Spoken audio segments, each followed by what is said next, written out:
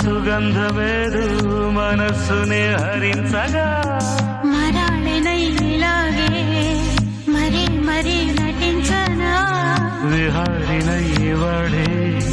దివి భువి స్పృశించనా గ్రహములు పాడిన పల్లవికి జాబిలి ఊగెనులే కొమ్మలు దాటి